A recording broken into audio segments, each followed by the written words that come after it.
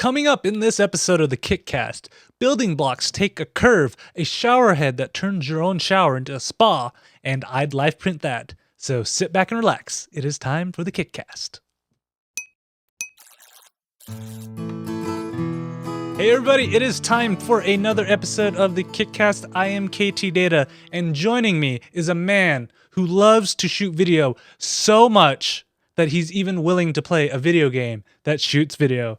The one and only Drew Tyler. How you doing, Drew? Very good, very good. Indeed. I had a thrilling time shooting a video game, live streaming a video game. It was about a guy shooting video through an asylum. Yes. Yeah. I'm still scarred from that experience, but I do love it. Oh, I think it's amazing. And we'll kind of get to that a little bit later if people are wondering where they can find that. But if you guys have barely watched and this is your first episode of the KickCast, first of all, Drew and I say welcome. Welcome. And second of all, what Drew and I do is we go out, scour the interwebs on all the different crowdfunding websites and find you 3 really cool projects, and we'll let you know if you should back, track, or sack them. Yep. Listen to us. We will be your guides. Yes, we'll take you in the world. But before we go into that, there's a little bit of news that's happening in the crowdfunding world, which we'll also give you every other week. We'll tell you what the news is. Yep. And the first one, which is I'm really surprised, Kickstarter actually put a blog post up before we went live. Usually they do it the day after. Yeah, that's right. Our timing has always been off.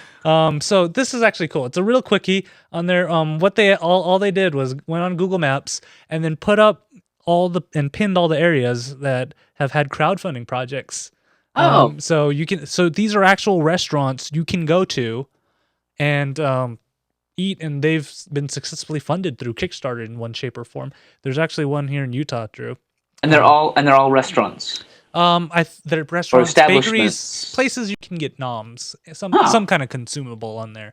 Wow. It's kind of interesting that the East Coast is totally killing it, unless West Coast areas are covering everything. Man, yeah, wow. But, yeah, I was really tempted to actually go visit the Utah place until I realized they only served vegan food.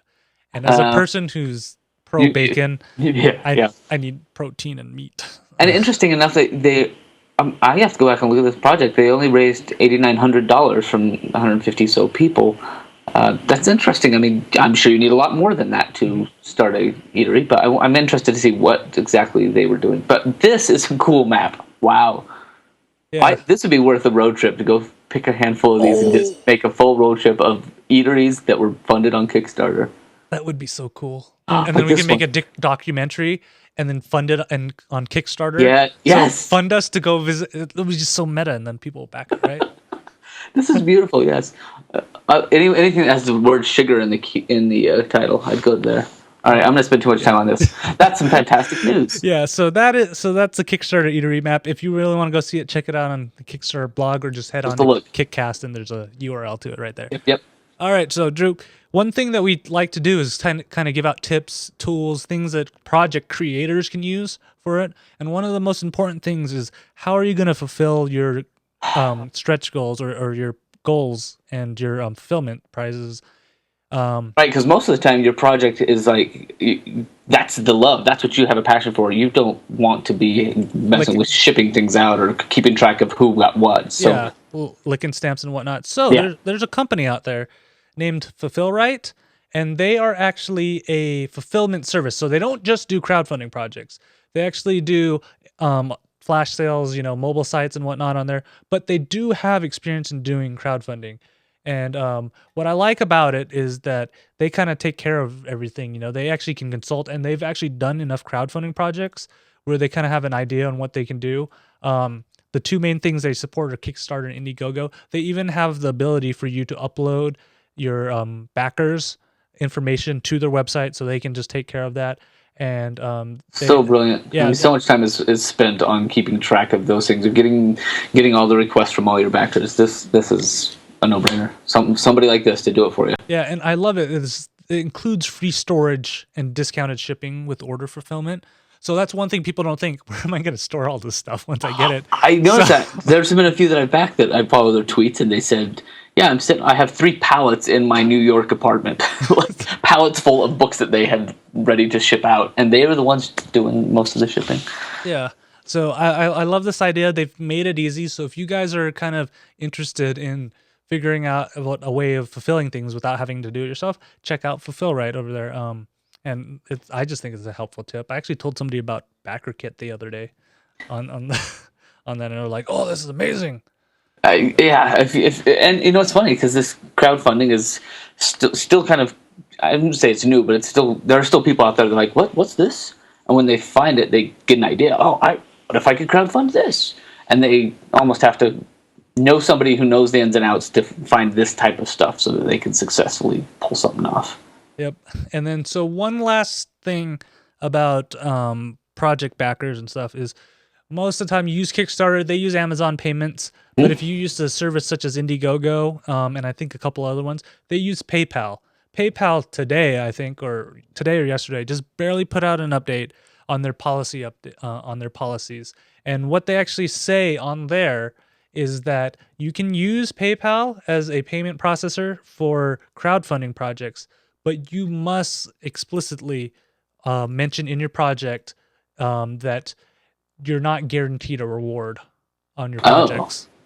So we've talked about that a couple of times of the mindset of going into a project and going to back something. A lot of people think I'm going to buy this, but this is interesting that PayPal basically is saying you have to mark it out and say it's not guaranteed, meaning you can't go and argue with PayPal to get your money back when you don't get something shipped or it's a year late. Yeah. Interesting. I like it because their whole goal is to kind of get these backers to tell everybody and be transparent, saying that, hey, this is an idea, it's working, and you may or may not get what we promise on there. And it's really important, especially on these variable, non-fixed goal funding sites where they'll take the money regardless. On there, people are expecting things. Yeah. So PayPal's, trying to force the creator to be more transparent. And I think it's better for both sides. So that way, as a creator, you can think, hey, can I really deliver this product in the amount of time I put and not put unrealistic expectations out there? Right. So I like this. And so far, PayPal's the only payment processor that actually has policies specifically towards crowdfunding, because they consider it not a pre-sale. They said crowdfunding and pre-selling are two entirely different beasts on there. And that's why we needed the time to kind of figure out and spell it out on there. So I expect a lot of other payment processors are going to have policies similar to this pretty soon. Probably a good idea. Good news. All right, Drew. That's all the news we have. And finally, let's jump into our first project of Numero the night. uno. I don't know about you, Drew, but when I was growing up, Legos were amazing. Building together, actually putting anything together, those buildable sets, even the connects. The connects, yep, all of those, love them. Yep. I loved all of them. And then now, but there was one thing in common all of. They were flat pieces that are either blocks, square, there was no really rigid life to them. Right. ICOS, on the other hand, is a building block tool that's actually curved. You can literally build a sphere using all of them connected together. And they connect together, not quite a Lego style, but still in a connectable style. Yeah, they actually lock together. So they're actually curved little pieces on there, and they can connect side by side to form that sphere. They also have these little notches, so you can actually slip the pieces vertically into each other at a 90-degree angle and create a different thing. So you can create little cool animal shapes, things and whatnot. Or they made a lamp out of this, which I thought was really cool. Yeah, I see that. So it's really cool. And what actually struck a chord? Well, a couple things struck a chord. First of all, they made sure all the pieces and the plastic were made out of recycled HDPE, which stands for high density polyethylene. Drew actually has some experience with this because some 3D printing materials is actually made out of that. Yeah. So that's a cool thing. They actually went out and sourced a place that recycles it. They're only using recycled materials on here. Second of all, it's a Utah project, and everybody at home who's seen this show before knows how much we love rooting for the local products on there. And then the third thing, so do you think professionals made up this design and everything, Drew? It seems like the way they have everything fitting together and the way that it locks it seems like it's some pretty engineer savvy people. But yet, 3 out of the 4 members of the project are actually high school students. That's fantastic. I love it. And the fourth member, of course, is their teacher. That's Uh-huh, kind of doing uh-huh. it. He's actually an experienced industrial engineer on there. And it's actually this pilot program that they're doing in Park City right now, where they're kind of taking kids out and actually giving them an engineering standpoint. And it's such a cool idea. This literally started out as a school project, That and is they're turning it into a real life thing. They use 3D printing to make the prototypes and everything, so they're learning awesome. all the cutting edge stuff on there. Where were these programs when I was in high Right. school? I got to play with Photoshop, and I thought I was pretty special. I got the first edition of Photoshop. I was like, "This is neat. I get out of class to go learn this stuff." This would be cool. To be able to engineer and to work with somebody to launch a whole project, to fund it, to provide it. This is it. Yeah, this is way cool. So Drew, I gotta ask, is this a back, track, or sack for you? Checking the tiers that they've got set, and it looks like they have just a handful here, and it looks like they're the Young Inventor package. I could back this. I like the idea. I like where it's coming from. I like the round pieces, although I feel like, even looking at their pictures, I feel like there's a couple of, it just starts to feel, I don't know. I guess for me it'd be like a challenge. How can I make this continue to be cool things? But So that's the amazing part yeah, about exactly. it. Like I'm looking at them, I'm like, they have pictures of some amazing things that look really cool. So I would back this. I would back this. This would be a fun toy to have on my desk. Yeah, this is definitely a back for me on there. I love everything from it, and this is well thought out, and I really want to try and make one of these lamps because that looks way cool. Like, who would have thought? But being able to put a lamp together. Yeah, I like that. I like that. Very cool. Yeah, so that is the ICOS. So on to our next project. Project numero dos. Speaking of high school students, one of the hardest things to do is to get them out of bed in the morning and into the shower. Do you think your project is going to change this, Drew? Well, at some level possibly, but the project that I've chosen probably just speaks more to me because I like my me time, right? I like my me time. When I was in high school, I hated showering at all. Like I would like wake up in the morning and just like wash my hair in the sink because I just got up late. I'd rather sleep than shower. I don't know if this would change my mind or not at that age because I was pretty stubborn. But now as an old man, I really enjoy my me time in the shower. So here's a water feature. This is called the Halo water feature by a guy out of Ohio. He runs a high-end home renovation company, and he does a lot of home renovations. And he's been dreaming about this for several years, about a way to make a shower that's kind of, I almost said gourmet shower. What's the word I'm looking for? Just high-end. Yeah, high-end free-flowing water shower. fancy shower system. I've paid money for fancy shower systems. I had one once that they called the Butterfly that I picked up at a home show, and I put out probably $60, $75 for this, like, one that would have, 2 swivel heads. So the Halo here has 4 heads. He's kind of done some prototyping. He's installed and reinstalled and renovated enough bathrooms that he has credibility for me. He's looking to transcend that home shower experience. So as I looked through the project and kind of got an idea of what he was dreaming to do, I thought, yes, I'm always on the lookout for something to enhance my showering time. Anything for an excuse to stay in there longer, because it's my me time. So if I had this shower with the Squeo that we reviewed, was it two shows ago? Yeah. 2 weeks ago. And yeah, I mean, that's that Bluetooth water speaker. I'd throw that in there. I'd find a place right there on top of my Halo shower, and it would be me time for like a half hour instead of 5 minutes. So I really like the idea. I like the design. I really like the higher end one because he has the he's calling it the advanced model of Halo, where it has the extra heads and a waterfall feature. And as I was reading through this before I saw that, I said, man, how easy would it be to put in those fancy LED that lights, the right color based on what temperature the water is? Because you see those all the time now. Well, I do because that's what I search for. So when I'm searching for those things, they search for shower heads? Yes. Yes, I do. On all sorts of geek sites, it'd be like gifts for tech lovers or something. Anyway, I find them all over the place. I'm yet to buy one, but I find them. So then I thought, wouldn't it be cool to have a waterfall style thing that had the color? And lo and behold, I get down to the bottom. He talks about the advanced model, and it has this beautiful waterfall feature at one end with the color. And Anyway, for me, it's a back, and I dare say that I would back it at the advanced level because I want it. He's asking for 25,000, and he's got 3 weeks to go, and he's only about what tenth of the way there, not even a tenth, 10%. So for me, I'll throw some money down because I really want this shower. I'll explain it to the wife later. I'll explain it to the wife later. I love it. For me, the only one thing that I'm a little bit concerned about is this might actually be a little too low for me, and considering how awake I am in the morning, it could be a potential concussion hazard on there. Yeah. Yeah. But I love the idea of it because I think that'd be fancy to have 6 different shower heads spraying at you in all directions. And you're like, yes. It's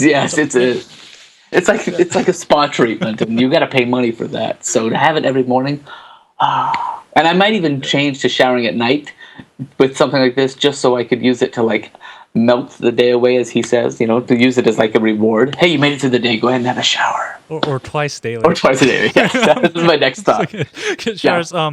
I love it. It's a track for me, just because I know some people might not want to try to totally take apart their house, but I honestly think this looks as simple as enough to install, and an idiot like me could do it. He claimed a 10-minute install, which would be really cool, and according to his designs, a telescoping size, so that you should be able to put this in any size of shower. Because I have one of the tiny ones. Oh, perfect! Yeah, just kind of like how the shower rods work now, where you just kind of just turn them until they.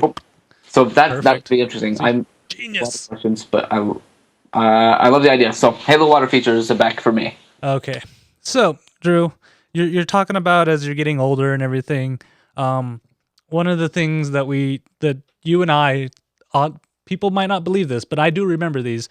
Back in the day, we actually had physical photographs. It wasn't just what? on our phones or looking through our Instagram feeds. Yes. We actually had physical photos, and I kind of miss that on here. So that's where LifePrint comes into handy. Another issue is, like, even with Instagram and stuff, how are you going to get the photo off your phone if you want a physical one? There's services I do it all the time. Yeah, there's services and stuff that do that, but the way I do it is I have to sync it to my iPhoto. I have to sit there for an hour and make sure that it's all synced up, and then I have to put them into Photoshop or something and print out pages worth of them. It's a hassle, but I do it every so often. That sounds like way too much hassle. Yeah. So I think LifePrint might actually be better for you, Drew. So LifePrint is actually a little tiny printer that it's actually you can have it battery powered or USB powered on there. Really? And the whole idea is you take a photo on your phone, open up the LifePrint app, and then hit print, and it will send the photo to the printer, and it will print it for you on a 3x5 sheet on there.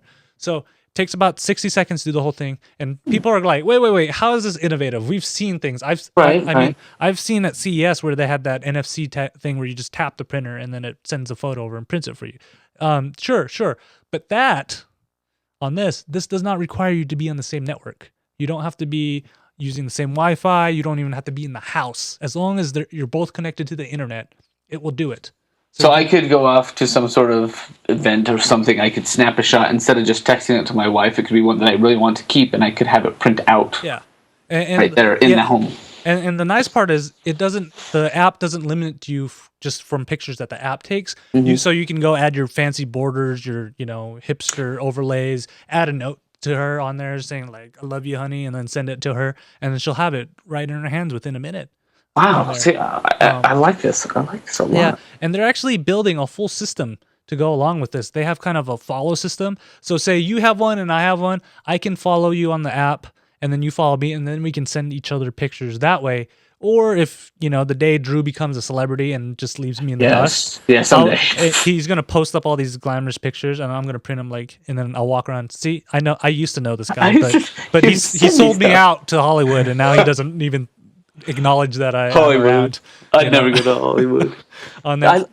So I like that. So you have a way to not only send them to your printer, but you can share through the app, share with other people. Yeah, and you can keep it too. So you can actually send it straight to Facebook, send it to Twitter on there, so they can have the digital version while you keep the fancy physical one. Like you can actually see on the screen right now the kind of different filters that you can put on and the borders and the random Frozen reference that they put in the picture right here. Nice. Which my Frozen came today in the mail. I was so excited. Yeah. So, and it looks pretty nice. It's, can fit in the palm of your hand. And since it's battery powered, they say you can print, you could like think of this at a wedding. Right. I mean, that's what I'm thinking of, like the business idea behind this. There's so many places that you could go, snapshots, and then, a skate park or something, and be like, give me $1, I'll give you this photo of you doing it, whatever. They've planned it really well. I've looked through all the guys' kind of backgrounds. They have lots of experience in doing this, and I really like it. They're asking for a little bit more, but I think it's great.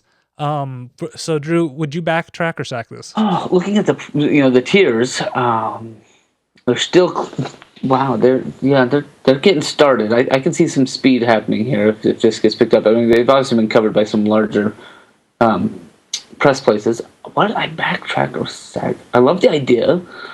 $99 getting one of these totally makes sense. Can you answer the question? What's the replacement paper? Okay. It's saying I get 10 pieces of film with my backing, but do I have to buy special stuff? If I remember right, each film can do 10 so sheets on there. So they said they're going to sell like 10 packs for $10 and then 30 packs for $20 and 100 packs for $50. So the paper seems reasonable to me. Because it's $1 a piece. Yeah, it's the normal thermo printing process on there, So it's not like a new printing technology, right. And I've seen pictures that those produce, and you get pretty good pictures out of there. Nice 3x5 photos that you can put everywhere. That's what I love about it. This is like, I mean, Polaroid made their own cameras that were kind of like the old hipstograms where you get this. I actually like this a little bit better because I don't have to carry the photos around with me. Right. And the fact that it's battery powered, there's so many uses for it. I guess I would probably put a track on this one. I'm a little hesitant. I understand that it's using their film paper and you need the film packs, but I'll certainly track it and watch it as they fill up, because they've got several tiers for like the early on backers and then the next level. Yeah. So I'll follow this one. The funny thing is, as you talked about it, I just watched them go up to $32,000. Like the page literally just updated in front of me to 32. I want to watch. I want to do it. Oh wow, it did. It jumped almost $100. Yeah. So I like the whole idea with this on there. To me, it's a track too, just because there's that one aspect of using the app and having that social network there. You need to have your friends kind of jump on this too to get full advantage. I mean, it's like the whole idea of you printing it yourself and stuff is cool, but I love the thing that would take me over the edge is knowing that my friends would have one too, and they could send me photos as they're on their trips, or I could send them photos, or I have friends all across the world now as they traveled, they have kids and whatnot. I'd love to have physical pictures that they could send me on there. But I would send you 10 at a time, and I would burn through one of your packs. I'd be like, dude, go check the printer. That's what's actually nice is there's a moderation option in the app. So you can set it to not automatically print until you go through the queue and approve if you want the picture or not. See, they thought of everything. Yeah, because I would do that. I'd be like, I'm going to send them one of my left pinky, and then one of my eyebrow, and then one of the beach. Yeah. And they've thought of everything. And honestly, if I got one of these, social experiment I would love to do is set it and tell the world, hey, if you're going to follow, you can follow me on LifePrint app. I'll follow you back. And then I want to see what kind of pictures I get from people. And see, I'll probably, I'm really curious to see what people would send and what kind of beautiful views we'd get, or what crazy things and how many guys' dongs. Exactly. It could totally be like a Snapchat / Russian, what is it? Chat roulette. Chat roulette. With actual, the opposite of Snapchat, where not only is it digital and it's not disappearing, it is a hard copy that comes right out. I'll be like, oh, okay. I really want to do that, so it's a track to me, because if they get close, I'm in on this. Yeah, I'm there with you, because I think even then there's some great business opportunities to take this to events and places, especially at the college level, to just be able to print things out on demand and let people walk away with them while also putting them social. There's a lot of good to this. I like it. Because I can see you in a trench coat. Hey, homie, you want that picture on your phone? Real? Huh? Yeah, $2. $2. I print that off right now for you. On there. So that's the LifePrint right there. And can you believe it, Drew? We're already done with another episode. Wow, that was. I think we did this one in under 30 minutes. I think we were racing. It's 25 minutes. We're on average on each of our episodes go. So hey, that's what's crazy on there. So for all of you guys, if you like the show, please make sure to follow us to like us on Facebook. Share us with your friends. Yeah, help us to get to 100 likes on there. That's one of my goals. You can also follow Drew and I on Twitter at Night20 for Drew, at Ktdata for me, or for the show to see when the show goes live at KickCast on there. We always tweet it out the day of to remind you, and then right before we go live. Yeah, and I know most of you guys watch after the fact, so if you don't watch live, please subscribe to us so you can always get the newest episode, whether it be on YouTube, on Stitcher, or iTunes. Just hit the subscribe button so you can get us every 2 weeks and hear our wonderful voices. Thanks for putting the pillow out there again. That's fantastic. At least Drew's voice on there. And leave us feedback on there. Leave a review. Yeah, we've had a lot of great projects that we've reviewed and talked about have reached out and talked to us, and we love that, and we hope that you share that with other people you run into that are running their own Kickstarters. That you'll say, hey, check out this podcast and learn how to do it as you get started launch yours. So share us, spread us out. And last but not least, please remember to poop, because colonic health is always important on there. And we talk about enough bathroom projects that, just remember to poop on there. And of course, thank you all for listening and watching. I know you guys are out there, and I still I'm like, there's people that watch the show? What? There are people.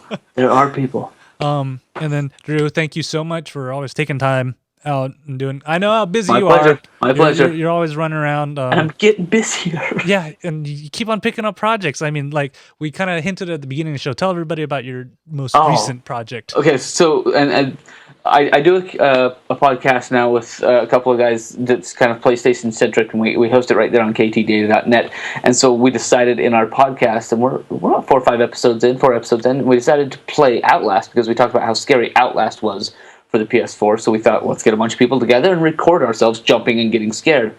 It was a dynamite success. We were all freaking out and scared. We played in a dark basement. We took turns playing and jumping and screaming. And then with all my wisdom, I went back in on Saturday and started at 9 o'clock at night and edited all of the scariest parts together. So I'm in the same place, all alone in the dark library, editing at midnight, trying to get all of these frightening things together. It was scary. Yeah, but you've got to watch. In fact, we ought to throw that in the show notes just because it's a fun thing to watch. Check out the 12-minute highlight reel. Oh. Yeah, you definitely got to watch, because while they were being scared, I was literally sitting in the next room laughing my butt off. My abs hurt at the end of the night because I was laughing. You had all your lights on. Yeah, it was funny. It was something. In fact, today during class, some guy, I think it was a fire marshal or somebody, because I'm down in the studio, right? So I'm the lowest part, and I can see out the door. But I stopped class while I was teaching because I heard some keys rustling that sounded like somebody dragging chains. I stopped class. And I look up, and I just looked up the stairwell. Everything's bright as day. We've got lights on. And I just half expected this naked, behemoth of a man to just be like, Wah! But no, it was just the fire marshal. That was awesome. So if you guys have any feedback, kickcast at ktdata.net. If you want to watch live, we've mentioned that a couple times. Our next episode is actually April 1st, 2014. Could be fun. You guys better tune in, and you can find that at live.kickcast.net. And I love the live so much more because we start early and we end late, and there's just so much more to the banter. There's so much more that just doesn't get recorded on there. So make sure you guys tune in. So we'll see you guys in 2 weeks. Thanks so much. Bye-bye.